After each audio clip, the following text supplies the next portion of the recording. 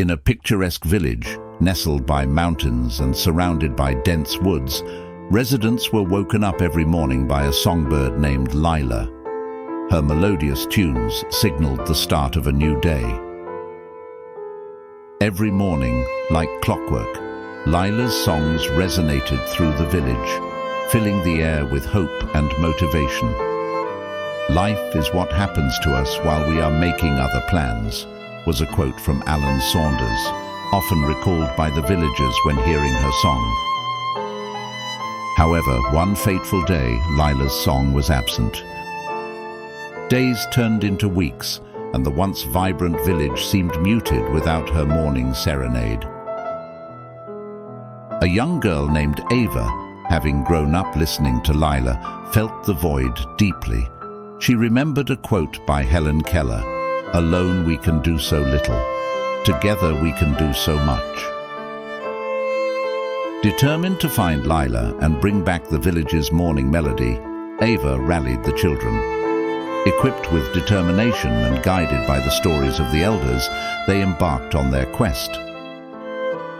Their journey wasn't without challenges. They encountered thorny paths, daunting heights, and the mysteries of the woods. But every time they faltered, they'd recall the words of Martin Luther King Jr., "If you can't fly, then run. If you can't run, then walk. If you can't walk, then crawl.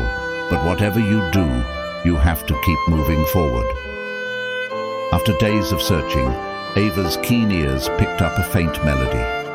Following the sound, they discovered Lila, trapped in a hunter's cage. Working together, using their collective wit and resourcefulness, they outsmarted the hunter and freed Lila. The bird, once released, soared into the sky and resumed her enchanting song.